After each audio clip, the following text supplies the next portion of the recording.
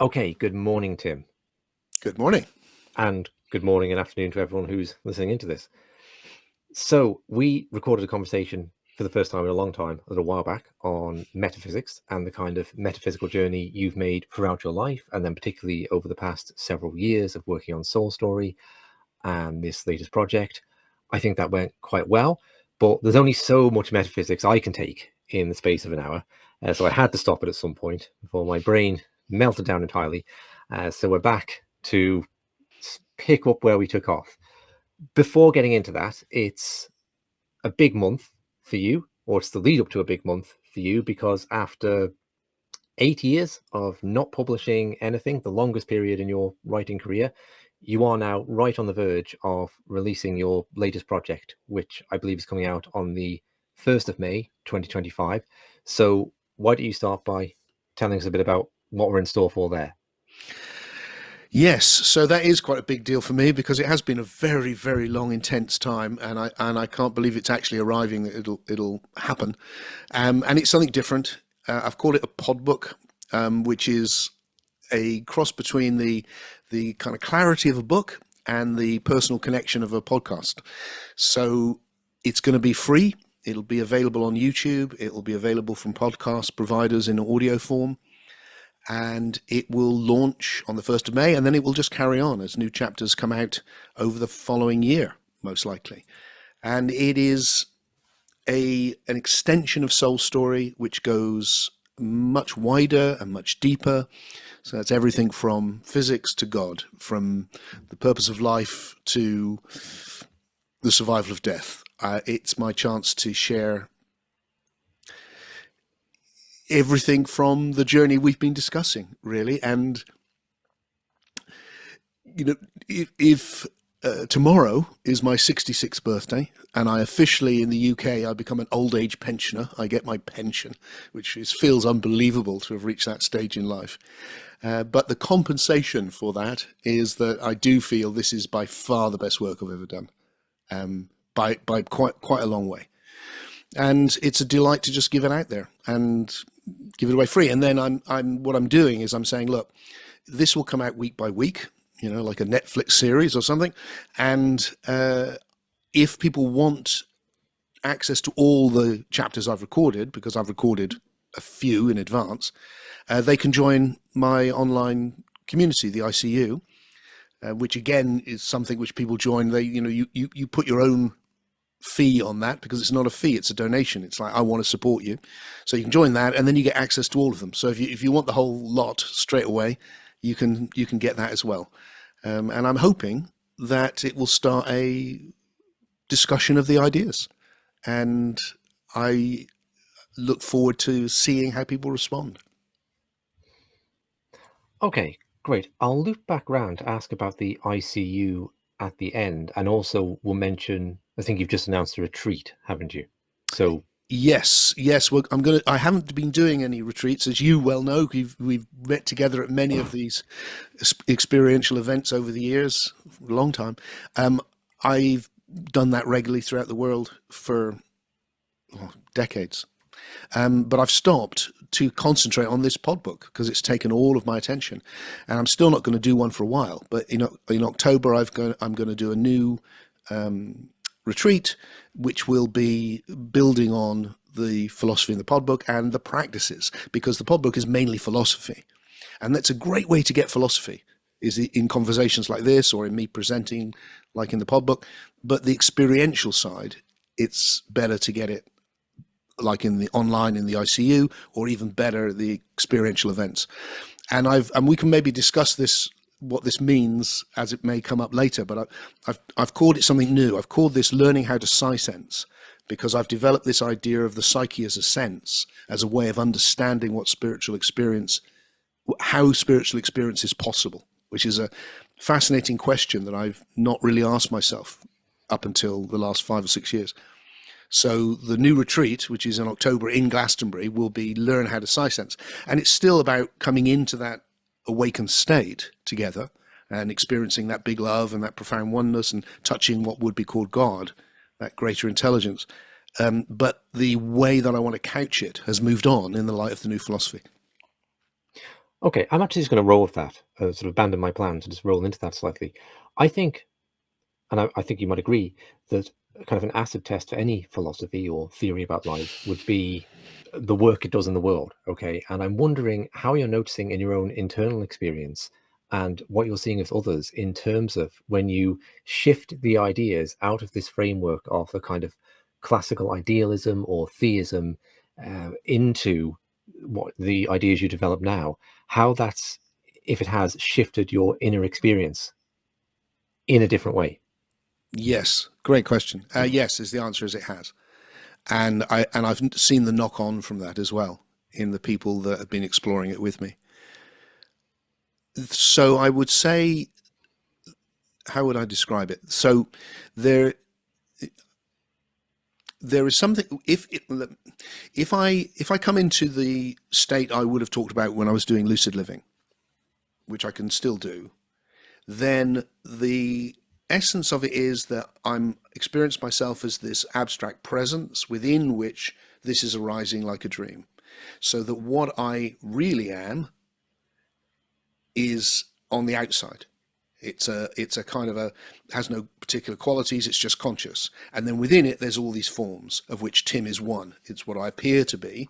Now I was never against Tim, I was never against the individual, I always wanted to emphasize that. So I didn't have that horrible non-dual, no self, deny your reality thing going. But nevertheless, that was an apparent thing, and this is what I am. That was the idea of the real self. What's happened now is that that's gone.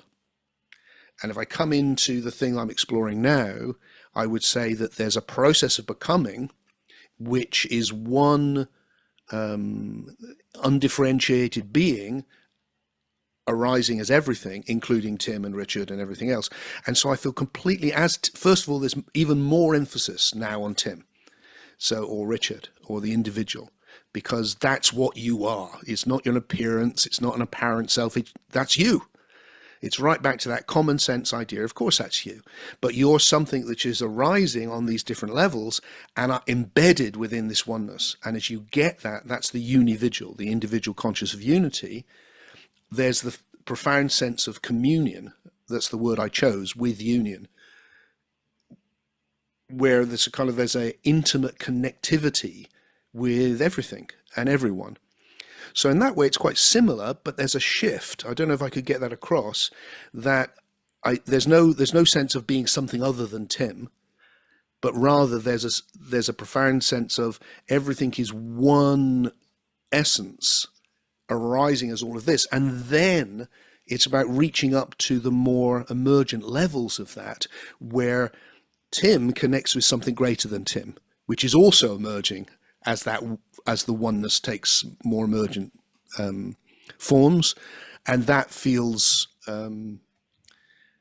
that's very profound, because what happened was I started downplaying that during my lucid living idealist phase, because I couldn't make sense of the old idea of God, this kind of so it lost that to a large degree because it became abstract. It became just a pure consciousness.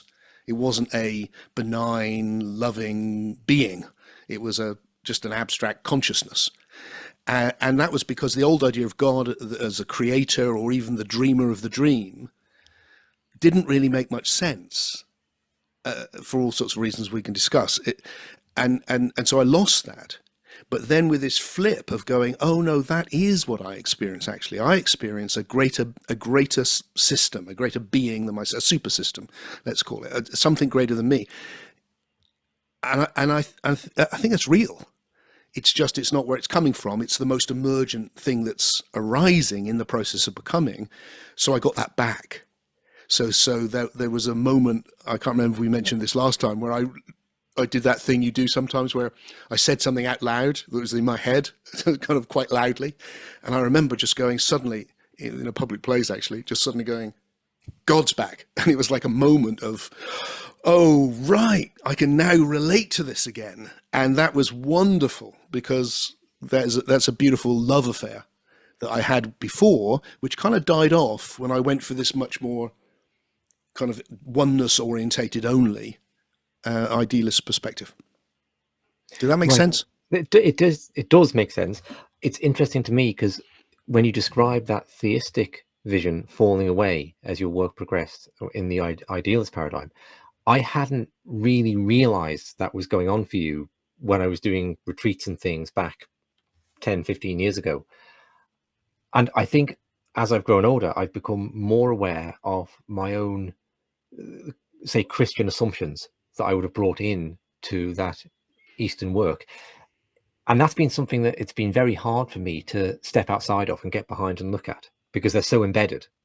Like the idea of this consciousness we're relating to as being God in some way, and the God that's there in the book of Genesis in some way, is something that I found very hard to question within myself. Not the Jesus stuff so much, actually. I found that, oh, okay, he wasn't, a man, he's a myth, and that makes sense in these ways. That's fine. But the more fundamental basis for the whole universe in that sense, I've noticed that as it's been a challenging thing to even step outside of and see, oh, that's an ideation.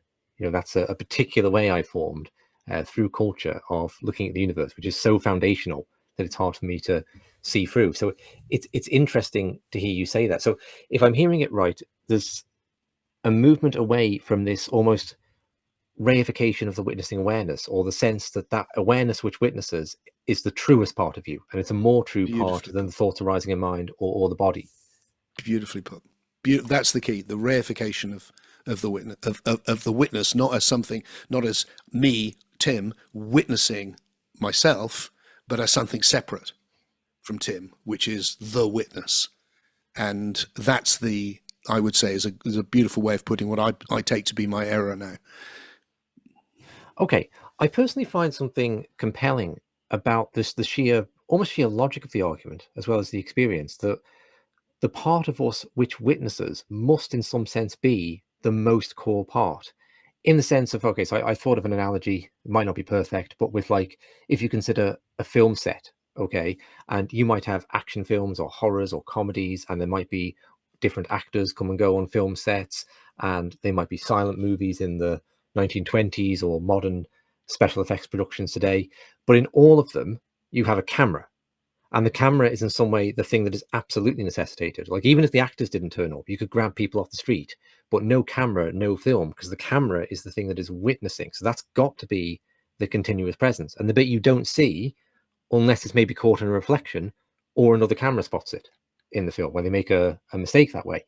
So drawing that over as an analogy, then it's always kind of made sense to me of like, oh yeah, well, the thing that is most core about me must be the thing that looks at everything else, because what else could it be?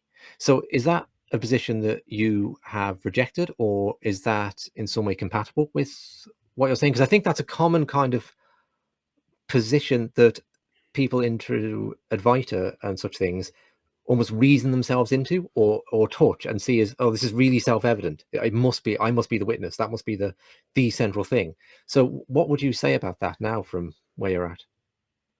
I'm completely wrong, and needs to be pushed. And so I would say that the analogy doesn't really work.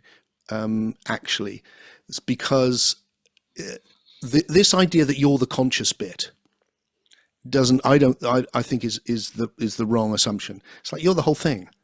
You're the whole thing. And you take things in unconsciously, you take things in consciously. You're not something which is only... If you couldn't be conscious, if you couldn't witness, you wouldn't know that you exist, you wouldn't know anything, obviously. So the fact that you are, as a human being, you are able to be conscious is massively important. But that doesn't mean there's a separate thing which is conscious. You're conscious. And then you're unconscious, you're as well, but it's still you. Now, you don't know that if you're unconscious, but when you're conscious, you do know you exist. And you're taking in information from the world, and you're looking at yourself, and you're doing that all the time. And it's not like there's some separate bit which does that. You do that. The whole of you does that. You know, the fact that I can touch my hand doesn't mean there's a toucher as well as my hand. My hand is touching my other hand. I'm the object and the subject of this touching. And so this reification, as you put it perfectly, this making of a thing out of something which isn't a thing, it's a process. I witness myself. I witness the world. You know, I'm conscious of things. I take information in, and I recognize that I do, rather than there's a thing called consciousness, which is the camera, or as you, in your analogy, it's like, no, it's the whole you. It's and everything about you is integrated into one system, where system just means a integrated whole. So is that putting a sense of this notion of an I at the center of a person's being? No. Well, sorry, which way? I don't know whether you meant that as what I was saying or the other way around. So no, not in the sense of an eye as in a thing that looks. A sense of, like, you were talking about, like, it's not that there is a witness; it's that I witness. It's that I touch. So there's a sense of a you, a person there. No, I think it's about how we understand identity. So when the neo-Advaitists say, "Look, there is no I," my problem with that is more, what is this I that you're denying? Because I think I might deny it as well. You know, if you're going, there's no separate I, which is you, it's like, well, I don't know what that would be anymore. What I'm saying is that you're an evolving, to go back to the thing we talked about earlier, there's a oneness, an undifferentiated oneness, which exists. Let's just call it being for that reason. It's differentiating into everything and has reached these high levels of emergence. And your identity, that's the key question, identity. What makes Richard the same Richard I spoke to before, given that loads of things have changed, biologically you've changed, all that sort of thing? It's that there's a continuation of one process of forming. Now, it's all one process of forming, one process of becoming, but it's like the tree of becoming has branches, and you're one, and I'm one. And the fact that there's this continuation of this process is what makes you you. And that process is your past. Everything that's formed about you has formed. That's who you are. You are the relationship of this system with the universe. And that is the thing which is conscious. That is the thing which is reflecting now. That is the thing which is everything you ever do. Is that. That's identity. It's not, there's not some different thing or some separate thing or some I thing. That's you. And you're that oneness as Richard on this journey of becoming. Okay. So in the sense, I suppose one of the ways that Advaita and Zen spoke to me 25 years ago was I carried around a unconscious perception that there was an I in my head somewhere, and that chain of thoughts, somewhere there was a little crystallized atom that was me, that those thoughts were emerging from.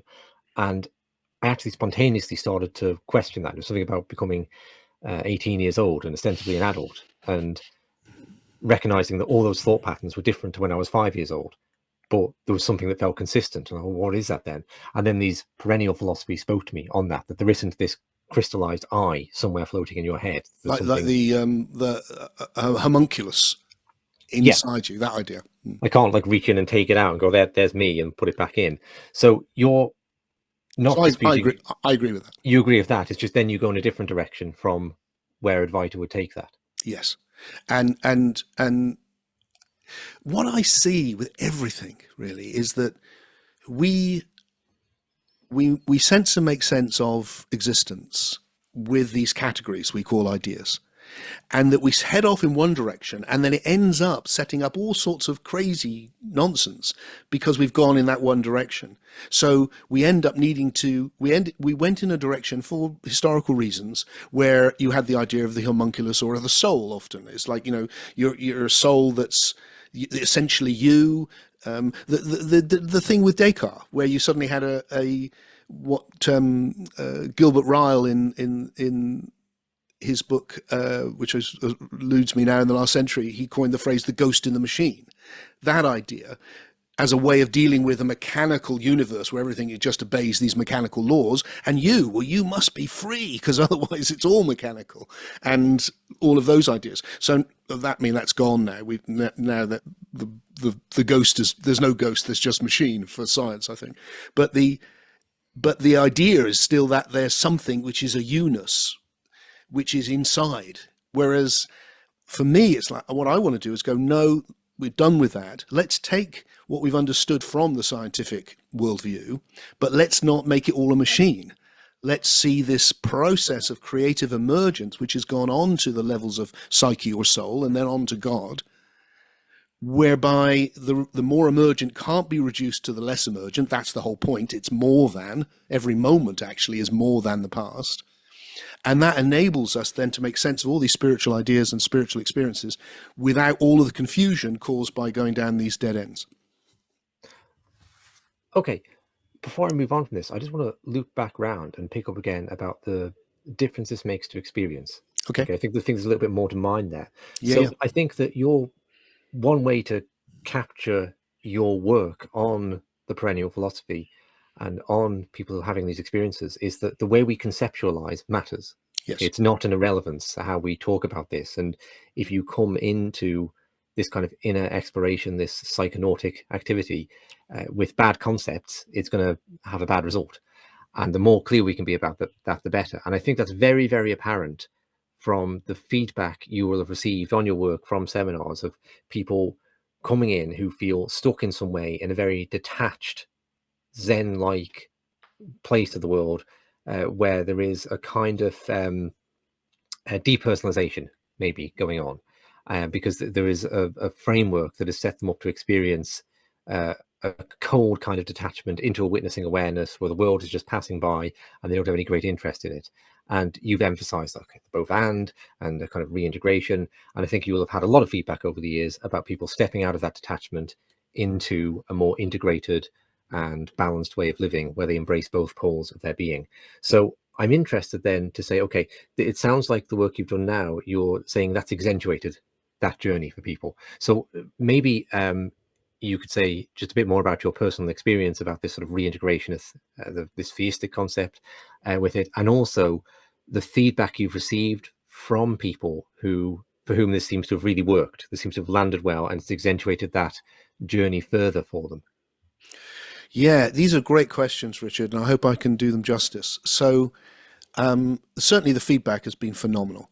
And that gives me confidence because I'm always wanting to share what I'm doing, to see, like you said, it needs to make a difference. I want to make a difference. That's the whole point. I want to just pick up on the first thing you said, really, because, and then I'll try and answer the question, which is some years ago now, I realized that the reason it took me 8 years to produce this second book after Soul Story, whereas it used to take me weeks to do books when I was younger, was because it kept expanding. And one of the big areas of expansion, usually they came and I thought, oh, this won't take me long. I'll just say, I'll think this through and then I'll have something to say and that'll be enough. Was on epistemology. How do we know things? And it turned out to be huge for me and took a long time and is become very, very significant in this, to understand how we experience things and the role of ideas in that, and the role of ideas in that in the spiritual domain. Because there's a great naivety around epistemology in spirituality, which would have been absolutely true of me.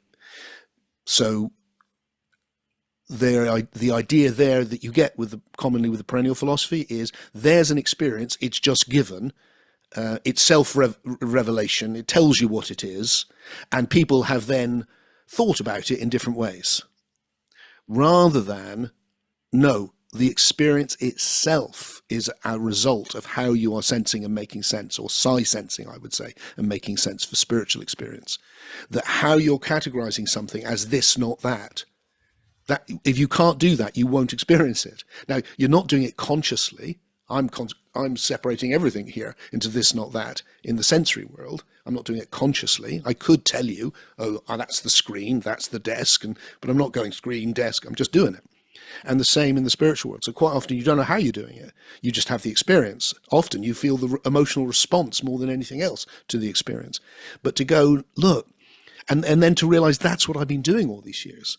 I've been coming in with, look at it like this, look at it like this, and helping people see, and then guiding people in meditation. Look at it like this, look at it like this. And then claiming they were just having a spontaneous experience, whereas actually I had led them into a way, now not maliciously and not bad, because often the experience was very good, and they were able to find something they would otherwise miss, like the oneness of everything. But it wasn't given. It wasn't just like, there, see, you just know. It's actually still a way of categorizing, because to know that it's oneness and not separateness, you need to be able to see the difference between those two, for instance, or God, or when I say I experience God, then I must know that it's God and not something else that I'm experiencing, so that you see the role of categorization. Now, why that's so important is because it enables me to go, there is one epistemology which is being used by bacteria and me, or a shrew in a field is also looking to categorize their experience in a trustworthy way. Truth, for me, it means trustworthy. That's its etymological root. And it's doing it just to stay alive. I am also doing that, but I've extended it into the levels of soul. And I'm doing the same thing when I sense and Sigh sense the nature of reality. I'm looking for how best to sense and make sense of the universe on this level. And that's not given. So the ideas become absolutely essential. And you'll hear again and again, including from people like me in the past, this is beyond ideas, or you're now in another domain which this doesn't apply, and all of that sort of thing. And I think it's fundamentally wrong. So coming back to your question, what that does is it really goes, okay, so when I shift my way of ideating, it shifts my experience. And bringing myself back to, I'm not something else that I need to escape Tim from to get to. My project, as part of this evolving universe, is to become a more emergent me. Not to try and be like somebody else, not to emulate some saint or sage or the guru, but to take what this particular human being in relationship with the universe on this journey through life, and then I think beyond life into death, to find the best I can do with that. So it really roots it back so much in the individual. And for me, the idea of the unividual, reason I chose that name, is to go, a unividual is the awakened, enlightened one, is not something which disappears off and is seen through the illusion of Maya and seen through the illusion of the self and has no personal attachments or desires or any of that. It's the opposite.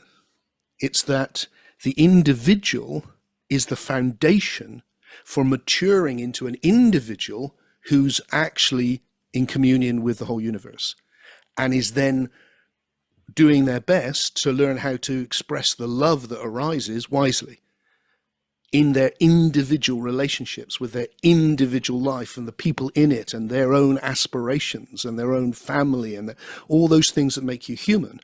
And then the last thing, which is huge for me, with this new return of God, if that's not too difficult a word for some people, it is something greater, a communion, that souls come together to form this higher level, just like cells have come together to form a multicellular organism, so our psyches come together to form a greater intelligence. The intuition which I have with that is that what I bring to that is Tim. That just like, to use a crass analogy, if we took all our computers and we plugged them in and made a supercomputer, what you'd bring to the supercomputer is everything on your computer. And that's what we're doing. So that rather than being a denial of the self, the erasing of the self, the drop dissolving back into the ocean from whence it came, all of that, all that negative view, it goes, no, your evolution as you is it. And what you bring to that is for you, it's for the world, but it's also for God. It's the thing that you bring to the thing that's greater than you. I'm just curious, hearing you talk there about the concepts we bring to it inform what we see. I wonder, over the whole time you've been involved in this world, how your view on that has shifted between, to what extent are we touching an objective reality in meditative mystical experience, and to what extent are we seeing that through certain filters? So, I recall you talking even 20 years ago about how the different religions seem to give rise to different spins on what is being contacted. So Christianity, the mystics go in and come back talking about love, or in Buddhism they might go in and come back talking about a great emptiness, or Taoism there's this immense stillness. And it seems to be, like the men touching different parts of the elephant, and whether there's an entire elephant there objectively. And I have been struck over my own time in this that my experiences, my sort of deeper experiences, lined up very strongly with the philosophical positions I held. Okay, so my initial transcendent ego dissolving experience into what felt like an oceanic state of love was just very, very Advaita. I was very into Advaita and the self-inquiry process, and then it felt like either, well, the Americans won't get this, but you know that that stuff they have, Ron Seal, where the advert is, it does exactly what it says on the tin. I came back and it's like, wow, this is like the spiritual kind of Ron Seal. It's just like this self-inquiry method. It's like, yes, you say, I'm not the body, I'm not the mind, I'm not the witnessing, I'm beyond all these things, and then it all opens up. It's like so. Then I thought, well, to what extent have I colored that? And it's very hard to see. And even more recently, I've done psilocybin experiences where it's been, on the one hand, felt like so much like touching something beyond myself, in that it's, I know the difference between like internal creativity arising and hearing something from somebody else. And it's very much like hearing something from somebody else and touching something that is so much more immense than I could conceptualize. And at the same time, the whole experience also feels like, well, yeah, this is exactly what I imagine the universe to be like. It's almost like a little bit too much like me. It's a bit disturbingly like me. So either I've got it all right, or I'm coloring the experience of my concepts in some way. And I don't know where to land on that. And I don't know what to make of, apparently neo-Nazis do psilocybin trips, and they have their sort of neo-Nazi experience from it. I haven't read too much into that, but I'm quite intrigued by it. So to what extent, I suppose I'm asking to what extent you think you're meeting your own concepts, you're meeting something objective, and also how your perspective on that might have changed over time. I would imagine, like most people, you started out feeling that you're meeting something very objective and you're not really coloring that experience. And then there's been a shift. Would that be the case? Yes.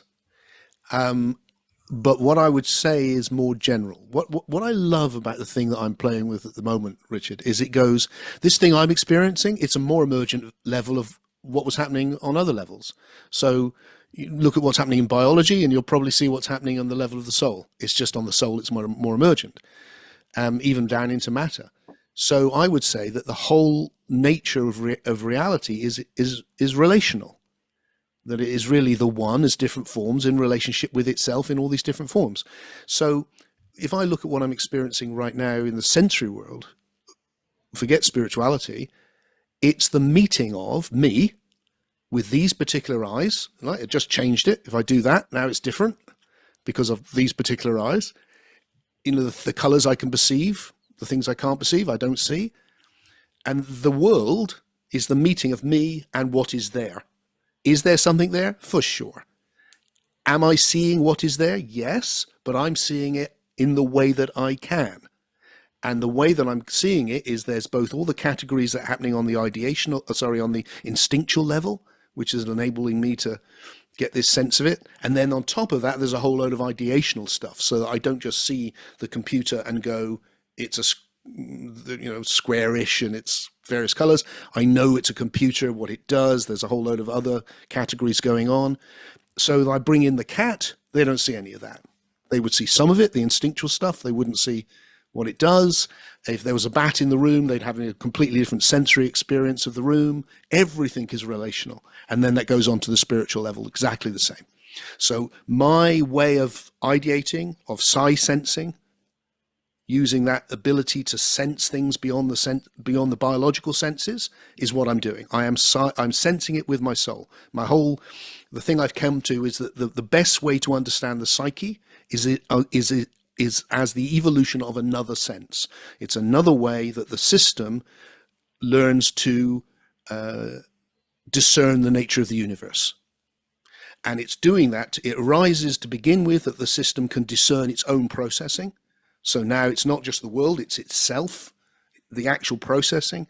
It can make that conscious. It can process that in high definition, improve it.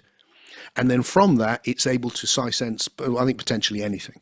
So that a whole load of phenomena, from mystical experiences of oneness and God to psychic experiences, far seeing, all sorts of stuff, are all the emergence in a very uneven way, I think, of our ability to sense with the psyche. and that the way we experience seeing is with these colors and shapes. The way we're experiencing listening is with these timbres and velocities and tonality. And the way we experience sight sensing is with images. Images meaning copies, not just visual images, also audio images. Thinking is an audio image. You speak to yourself, except you're not speaking, you're imagining it. Dreams, psychedelic visions. What are you then it's like, well, what are you sight sensing? Well, when I sight sense myself, is me. But when I sight sense, when I have a ayahuasca or a psilocybin experience, I think I'm stepping way out from that. And I think what people are experiencing in near-death experiences is whole soulscapes, if you like, where they're actually connecting with an objective psyche. Because part of what I want to suggest is that just as biology evolved into an ecology, it wasn't just individual systems, the psyche is an ecology. It's all these different psyches interrelating.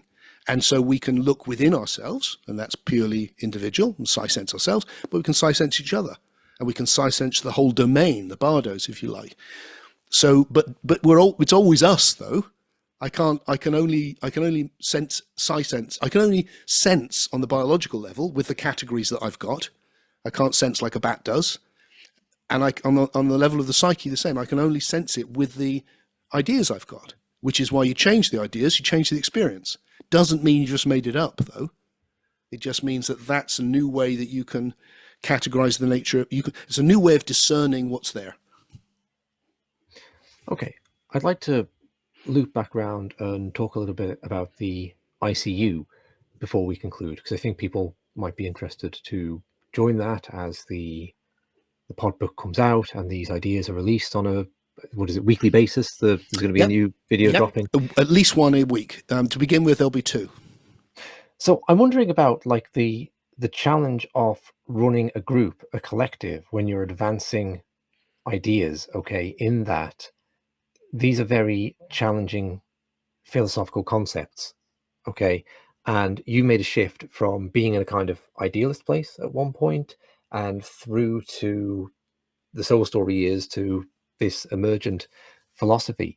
How do you find running a group when people are probably you want to focus on a set of ideas, but then people are coming in with a diverse array of ideas? I'm sort of asking about the challenge of managing diversity when there's a kind of like directionality to the group too, and how do you sort of manage that there with that kind of challenge in a way that's engaging for everyone then to be a part of this community?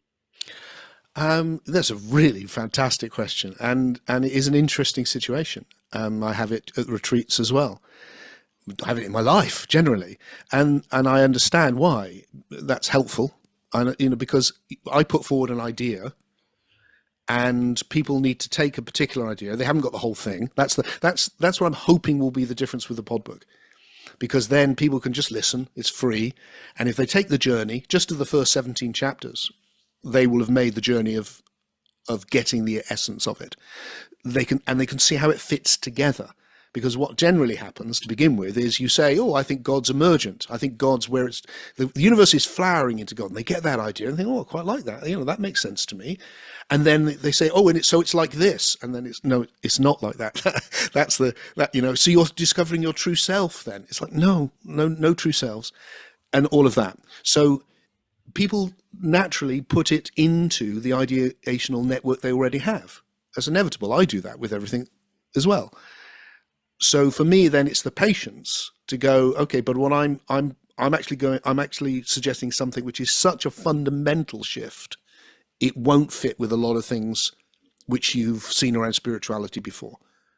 And in that way, I'm not comparing it, but just in terms of like getting the paradigm shift, you can see it's like comparing relativity physics with classical physics. It's like, no, you have to make a fundamental shift in how you see physics to get this. Is this still useful? Yeah, it's fine. But this is a fundamental shift. And what I'm hoping the pod book will help with that. We meet up every week, so I get to repeat things. And what's lovely is that people who come enjoy it. And it's playful. And, I find a way to go, yeah, not that, I don't think, but I do also really believe in respecting each other. So, you know, a bit like you, I love you and respect you. Even, you know, you said, well, I've had that whole conversation, Tim, but I still think idealism's the way and you're onto a dead end. It's like, well, I'm interested because you're a thoughtful, awake, loving human being. So that respect thing is key. And then we can share ideas, and it enables me to constantly see how can I reshape. I have to go through the process I've been with myself with other people.